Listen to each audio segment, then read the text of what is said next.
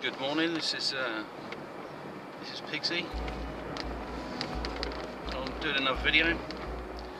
I don't know. A couple of thoughts seem to be coming to the foreground of my mind.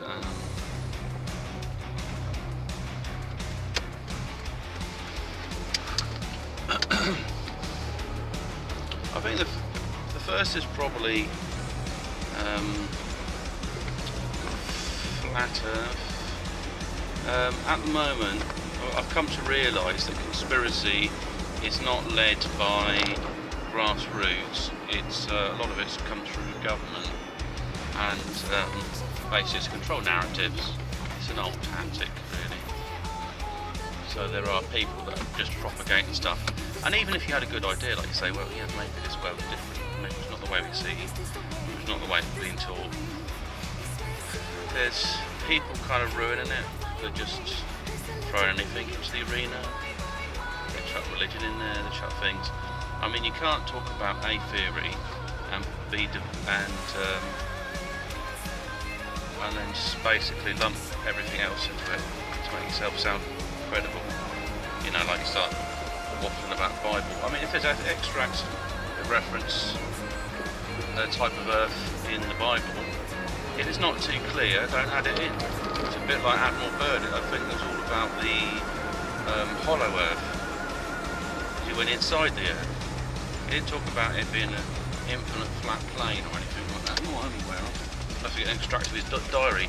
I think if people do that, that's quite ignorant. If they're just, you know what, I'm going to take that and I'm going to twist that theory and I'm going to push it out as this new information which becomes misinformation because you're basically pushing your agenda.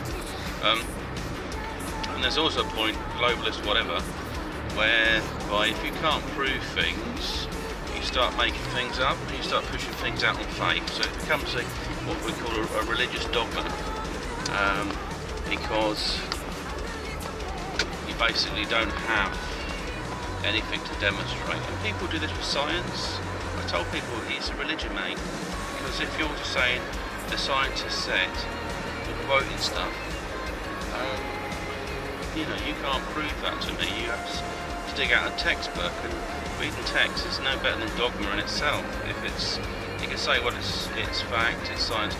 Often science follows narratives. If I spent half of my life with a degree and paid to find out a particular thing or prove a particular theory, I'm not going to bring up conjecture to the theory or I lose my funding. It's quite simple. Same for religion. I mean, if somebody says, well, this, you know, maybe cutting foreskin is a wrong idea, you know, certain culture or whatever, they say, well, no, I'd like to have my kid keep it on. And that in itself, somebody might say, no, you know, he's not a proper such and such religion, whatever that might be. So you enter this kind of control grid. So yes, conspiracy is to divide people, and the conspiring is external forces. It always is. There is only the one way, and that's the Buddhist way, I think, and that's the middle road. And you don't have to be a Buddhist to practice that way. Just simply, you know, there's probably a middle path. You don't have to be right or left, and you'll get people when they can't. Well, I've had it before. Someone will say, "Do you believe you're in a God?" And you know, you don't really think about things. So it's a bit like somebody's saying, "Do you believe in atoms?" Or, you know, "Do you believe in DNA? Have you ever seen DNA?" So you could be in this area where you could believe anything really. You could a bit of what we call pie in the sky thinking. And I think you need to have a grounded structure, and you may base this information on all sorts of stuff. That's fine. It's just you need to be a bit sort of. That's you point. Can I hack it? Yeah, I can hack it. Like the sun looks really, really bright at the moment. I wouldn't say it's a simulation at all. It's a bit mysterious in the sense that sometimes it appears closer to the Earth, sometimes it feels further away. I don't think it's a fake sun. I think the idea of making up something like that is to support some other beliefs. It doesn't really make sense. I know they do have technology where they can reflect rays and they can use it as a kind of weapon, but I don't think they're actually doing that. other things to debunk. Well, okay, let's look at the shape of the. Let's go to the shape of the Earth. Now, if as above and so below are the actual practices of my spiritual teachings, if the sky appears domed, then I assume the ground has this kind of dome structure to it, because one complements the other. The clouds may appear to move in straight lines, but maybe that's an altitude thing or something. I mean, they appear at the moment, but that could be for all sorts of reasons. Stuff I come across is somebody said you get taught at school that the moon creates night and the sun creates day. I don't think any fucking school's ever taught me that. It's just ridiculous. I get really fucked off when people start quoting things. They don't teach astrophysics as fucking at bloody high school. Not that I'm aware of. They don't teach you nebulas. They don't teach you fucking star constellations and stuff like that. I'd love to know which fucking school this guy did who done that. And it just makes me annoyed because you don't say things just because you believe something. That's the biggest path of ignorance ever, to make anyone believe what you believe simply for, I don't know, to win ground, and knocking out videos that are like 5 hours long and so on, possibly just to make money out of YouTube. I don't know, maybe that's maybe a bit of a bastard, but there's points to me where I get quite annoyed when somebody sort of says something so ridiculous, like they taught you this at high school. I don't think they even taught me what the fucking globe was. They just assumed this is the Earth, and then it was sat on the corner of the table. So I don't know. I think you need to rant about these things. Other issues. I haven't seen any pictures of satellites in space. Would they be using lots of satellites to beam lots of communication? A lot of it happens on the ground, but yes, there's a difference between satellite communication and cell towers, and then the use of etymology in cell and tower doesn't sound so great. So I think it's going to affect your own cell with power cells, all sorts of stuff. You know, I think the etymology in words opens you up for research, opens you up to look into wisdom, you know, like the sources, the consciousness and other stuff behind how things come around, even meanings that probably in the mystical realm where you didn't really see that. And, you know, like fairy, I've got air in it, haven't it? So,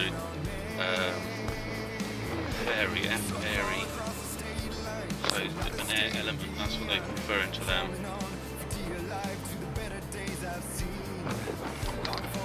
And like trolls, rolls, roll on the ground, so something ground based. You know, you can play around with things like that.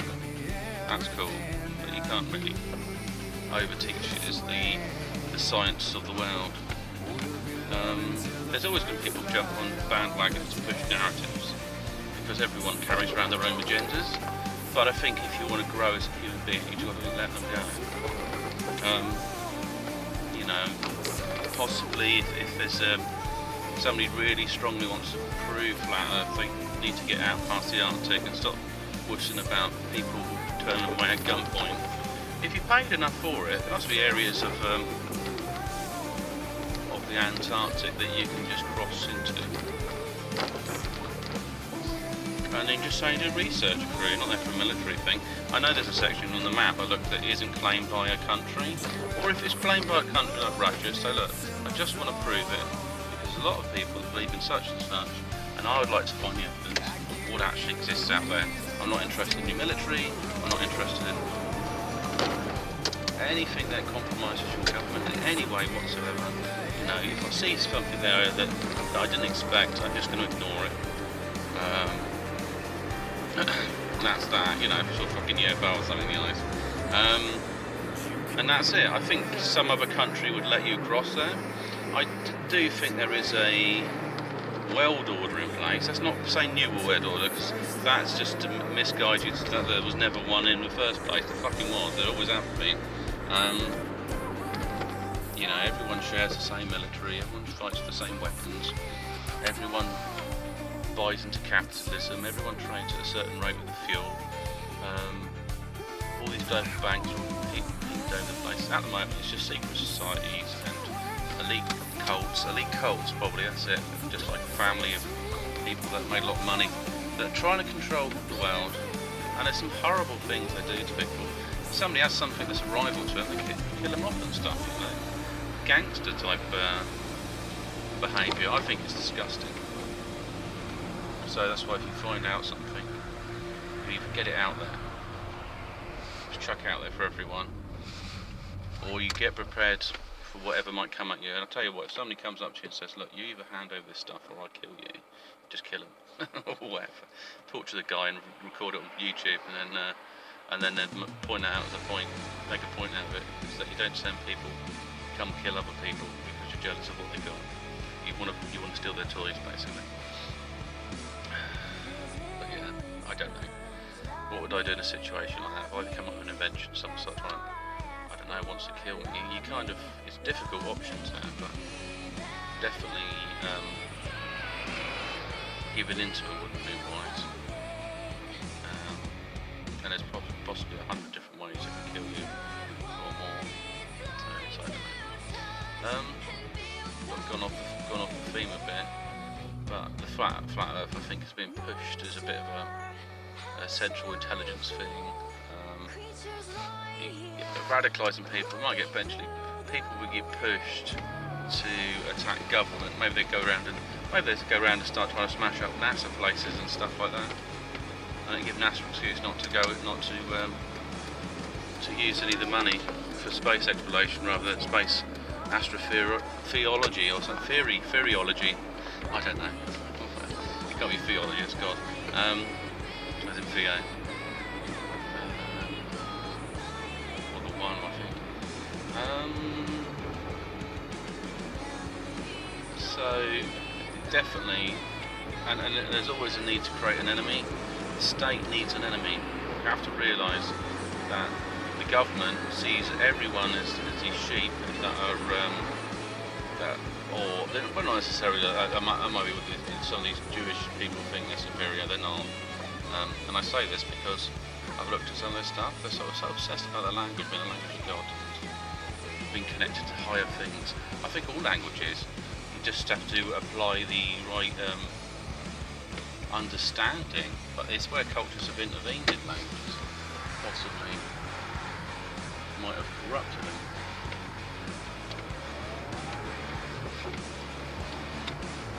But the English language, for example, has got lots of structures in there, and it's also got some mystical resonance and stuff like that.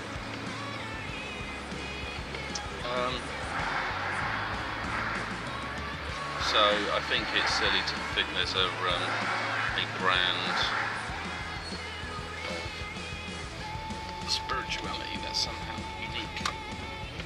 Well, it's kind of that's probably wrong. It is. They are unique to the cultures, and you can apply them to anything. But I don't think there's a special.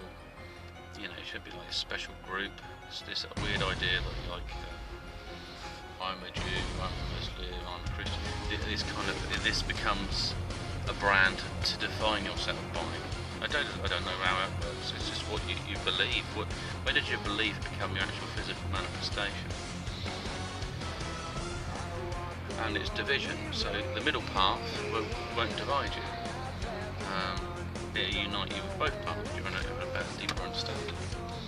It's like there's a lot of propagating towards war, and now the belief is that there's, everyone that doesn't actually anyone with an opinion or above a certain degree of intelligence is potentially a threat to the state. So what's happened to the state? Well, eventually it'll probably get managed by bloody robots and computers and stuff like that, and there'll be a few fat cats that'll be sat there, and it'll be like the Archon net, and everyone will be regulated or labelled, and barcodes will be issued like national security numbers. They'll probably translate between the two, so that you've got a number, but you could also enter it as a barcode, and you'll be assigned this particular barcode, which basically it would also limit the amount of people who can live on the planet. We might get people who have forced abortions and stuff. It's disgusting. But, people die all the time, so it would be like there wouldn't be another barcode. So what happens when you die? Your barcode's given to assigned to a new citizen, and they may take on the title of the previous one and other things. So they're assigned to that. And then there's the issue of possibly tailored people, purpose of sort of industrial growth, to company assets and things like that. I know Monsanto would love something like registered genes, things are controlled. That's what they're trying now, for correct people. Synthetic, there probably are some out there. Have man-made vitamins and things, and forcing the body to take them up. So when you take them up, you're going to generate weird cancers, mutations, or new conditions, or syndromes, or things like that. Which just makes it a big mess, doesn't it? But the thing is, at the end of the day, these people that believe they're controlling the system will become the system. And when they try to integrate themselves with it, they may be considered a problem, and so eventually they'll be evaluated by the machine. And it's like cyborg utopia. Looks like great. Yeah, especially if people have got problems with the brain, they just implant a section of a sort of artificial brain, robotic brain, so they can make them useful, integrate them with machines, because they say everyone should live to their full potential. They might have like machine philosophies built into it. That would be it. Everyone must be efficient, and efficiency is the truth. They might have some really sort of interesting philosophies. And it could be that you consider it man and machine is the evolution into the eternity. That's not really how it works. Not I'm aware of. Definitely it's possible for a machine to have a type of soul. It might have a spirit, it might have a soul. Some people can occupy it. There's a lot of things out there. You'd have to start using crystals and stuff like that. An orgon engine. If you had a stable orgon structure, then it could be something could take possession of it. Especially with things like CERN, they kind of pull something out from another dimension, shove it in there, make a deal with it. So like, if you're here, we'll feed you as long as you keep going, working for us. So at the moment I'm not really, I don't mind, I like the discussion of things like flat earth. I think it's interesting. I don't diss people for having that belief. I just think that it's became religious. People don't want answers. Someone said, oh well, we can find curved water, so let's do some water experiments. Water and frequency can be used to create and levitate a ball of water. So, and there's always frequency around us, imagine. Just because you can't hear it doesn't mean there is not a frequency. And I think that might sound like I'm religious by saying that, but there's probably ways to check that. That the earth makes noises and stuff. That I have a frequency range, and that things naturally vibrate. I think that's cool. I think that would be proven. Things vibrate, because if they didn't, it would. It regulates the temperature of the frequency they vibrate at. Yeah. That's why when you pick up objects, they feel at different temperatures.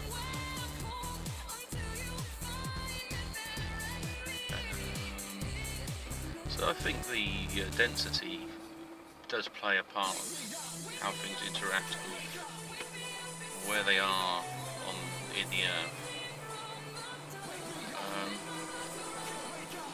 But then that's feeding into the belief that heavier metals and stuff only exist in the centre of the planet, they don't. And things like that, so how it was formed. We're sort of an elemental being, aren't we? We've got at least 5 or more elements in us. Classifications.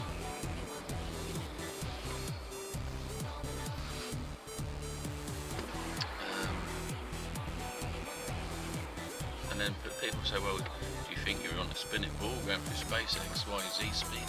I don't know. I don't really know. I'd have to do a lot of research onto that. I do have a belief that possibly planets live in consciousness, that we are possibly in some form of matrix. My screen is steaming up, which actually this is quite interesting, highlights a point. There was something about the moon not being really there in eclipses and stuff in the day. That's because when the ozone layer interacts with light from the sun, it turns blue, and anything that's above that is obscured. That's why. But that it requires a relationship between the sun and that. Because the sun's so powerful, it's basically, if light was measured in sort of hertz or whatever, it's not affected by that. Because it's only like a semi-opaque, the atmosphere. The atmosphere actually interacts with light, generates heat, and that's what warms the air. And then, like I mentioned before about possibly temperature can be regulated by electricity as well. I think magnetic forces are cold.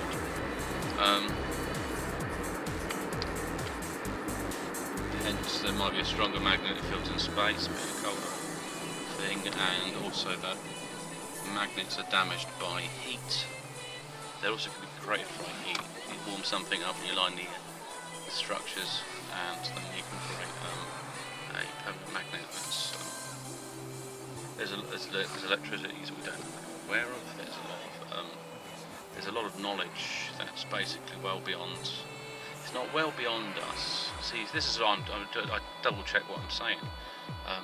The belief is that in the past, the Vatican kind of, or whoever, scooped it up. So when Alexandra's library wasn't like it was destroyed for heretic knowledge, and even the cult of Christianity was Christ, I am, but before that it's probably something completely different. There's also, people talk about the cross as a holy thing, like like Buddha, like 2 planes crossing, or 2 dimensions, or in the mind separates one part of the mind to the other. There's basically crosses found in the body, or like you've got like with your collarbones, the way they go across, and the way the sternum goes down. But there's also the 3-dimensional one, which is the jacks, and you get the jack turns up all over the place as well. And it also turns up in words like, jack shit. Now, what would jack and shit have to do? Not about the name, not about something else. Like the J-axis or something, or whatever. There's more to the word, basically, or jacks in cards. I didn't really touch into that, actually. So, somebody gets spaded. So that's like the womb, isn't it? That's that part of there, the spade. And these shapes, so the pelvis forms the shape of a spade. I guess the heart's the consciousness, but the shape of the red heart doesn't look like anything from a real human heart. Human heart looks more like a diamond. So it's definitely a lot more going on there.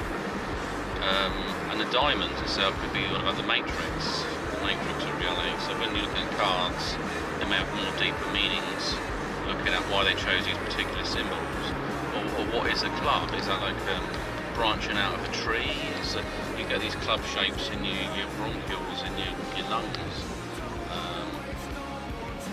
which is of interest.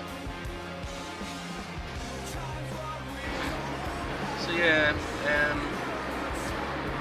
so it's trying to process what reality is and all the different layers of it.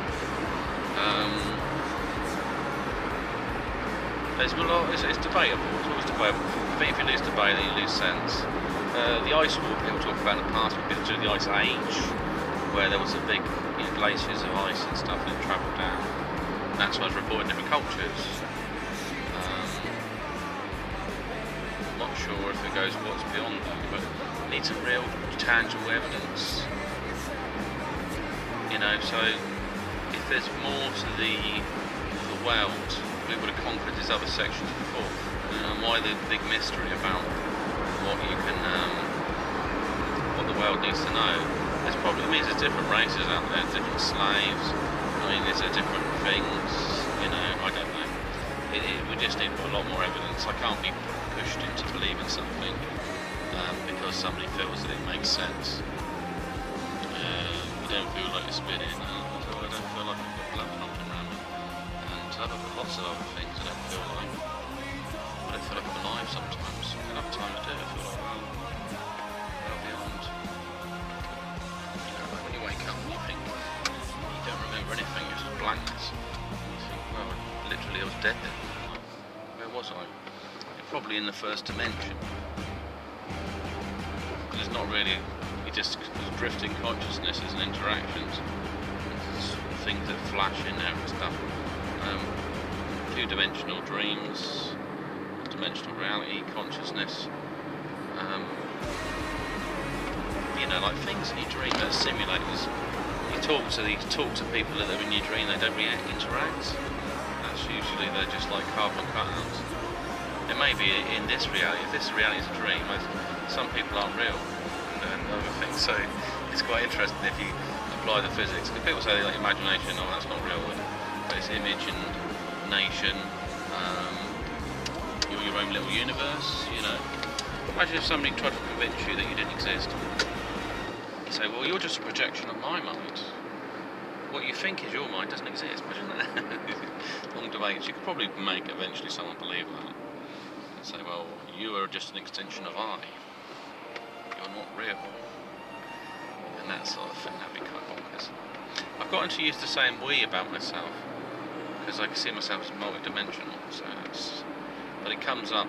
You reflect your beliefs, how you communicate, and I guess because I'm involved in care work, I can say, well, I'm being inclusive. You know, if I say I'm creating a barrier, stuff. But it's actually more deeper than that. The other thing I was focusing on is that from my background, I was involved in sort of hybrid kung fu or something, but it was an internal one. So it's a soft style in that sense, and there's a lot of this in, like, you know, MMA, this works, this doesn't work, it's a style, because it's a lot of people don't understand what they're learning. They're learning derivatives of just conditioning. So they're conditioning their psyche to believe in certain techniques, but people don't fight in them techniques. That's what they need to do. So what they do need to do is apply it in practice, in sparring. So there's two schools. There's a school of what you called the hard style and the soft style. The hard style teaches you to be pugilistic. The soft style lets you deal with situations where you've just got idiots, you know. You have to remember, most people don't actually practice any martial art. So having a practice of anything that actually helps you is fine. Don't believe, though, people will fight the same way you do, because if you're educated, you know, in something, they're automatically going to adopt the way you fight. If you show you're doing Wing Chun, look at your stance, look at your thing, and then they start looking for your weaknesses. So, you know, so it's pushing forward. You know, if I saw someone swinging around, well, they've got that thing, haven't they? Where I remember Indiana Jones, and there was a guy swinging swords around, and we just pulled his gun out and shot him, because he knew that was the quickest way to deal with the threat, and it's the same. So with hard style stuff, you need to condition it. Where these masters in these kung fu movies, they have hard conditioning. The idea, like they got an iron palm and stuff. So really, they can get away with using different applications in fighting. But where you can't do it, then you've got to be on point. You've got to be quite tactile when you use. So there's elements in martial arts. So something I might retrain, because I haven't trained for a while. I won't go around saying, oh, I'm a martial artist. I was a master in kung fu, and I know lots of things, but I don't really apply them because they don't necessarily applicable, really. used to be able to do, I still probably can do side splits. They're not side splits, front split. But you just need to have elements in a martial art. And you need to train hard if you're going to make it work. There are some stuff that's could be seen as BS. But you need to make sense of it. What is it? Is it a life? If it's a life art, you're just learning skills, having a practice, you're enjoying yourself, fine. But if you're boasting that you're going to go to war, you know, things like Aikido is the soft style to go with swordsmanship. So if you're going to have a fight with someone, you whip a friggin' sword out.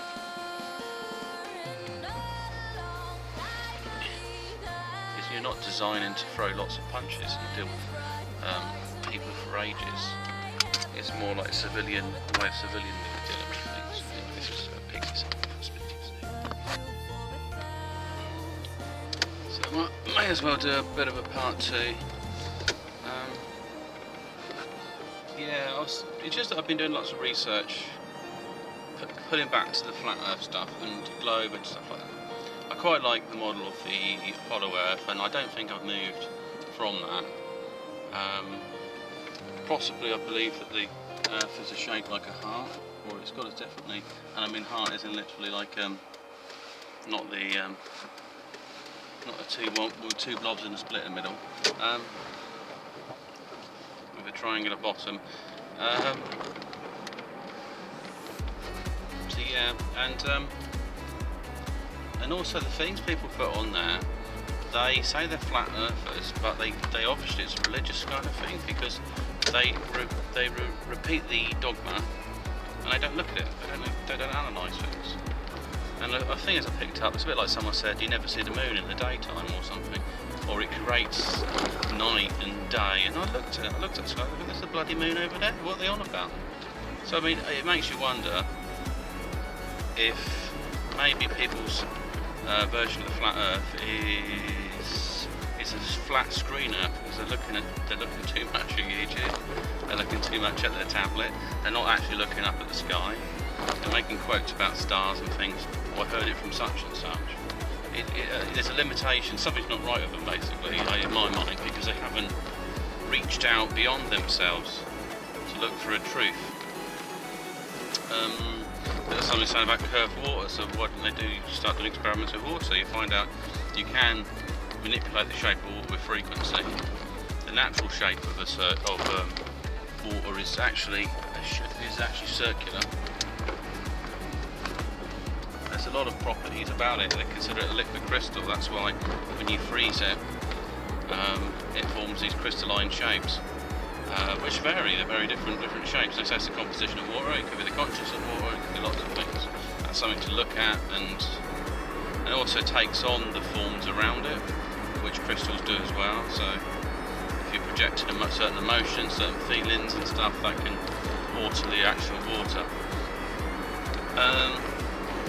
If you put a drop of water on a table, it forms a round shape. I haven't tested what happens when you put detergent. Somebody might say it's to do with the tension of the skin, but why does it form skin? That's something that needs to be looked at, something to explain how that works. It creates a barrier between other elements. Doesn't that show a kind of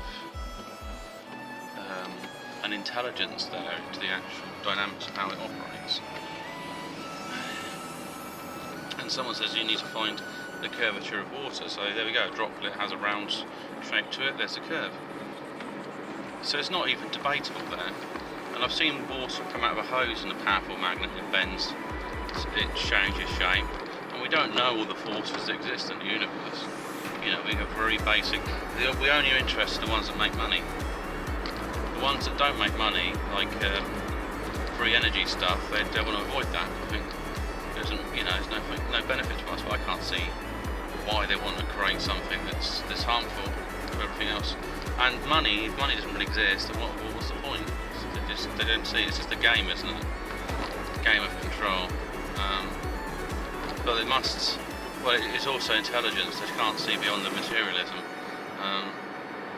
That if a digital currency doesn't exist and you can create your own money out of thin air, there is no point playing the game, is there? The game doesn't actually have any point at all, apart from watching people pull themselves. So yeah, that's just one thing. And there was also things I asked about hurricanes. Well, basically on a flat Earth model, wind and hurricanes, where they come from, how they form. Direction of hurricanes tend to be the same, which suggests a movement of some sort's the same. It's just, I don't know, it basically, well, what I do know is that there's a lot of questions there, and nothing can be taken as gospel, and there is no such thing as sort of proof and stuff. And then, like I said, and I mentioned before, you've got influences from other government agencies that want to keep people sort of separated, polarised. That's what their desperation is, keep them polarised. Because if they unify their thinking and they connect with other people, then they're dangerous, because they don't need war, they don't need these other things. They can start thinking for themselves, and they can start taking active roles for themselves. Other thoughts, going back to the soft and hard styles of martial arts. I think to be effective, well, if someone does warm-up exercise and things like that, they're actually doing soft movements. That's what that is. They're warming the muscles. So in essence, the qigong actually, some qigong looks like warm-up exercises. So they are pretty much the same. One's increasing the flow of energy, and can you amass more energy unless you change the physics of your being? Because energy itself, you can't create it, you can't destroy it, you can just transmute. So that was the general rule about it. Oh man, some soft thoughts, basically if you're hard, if you're a soft state, if you're hard technique, it never really be effective. Absorb in time. If somebody doesn't really want to attack when it's a kid, you just want to control that situation without creating a fight situation, that's fine. And also a hard style martial artist, they would need soft techniques really to benefit everybody, stretching, as you know, that comes into achieving stuff. They all use different stuff, but they apply differently, that's the thing. I mean, the extra reach does go on. So anyway, this is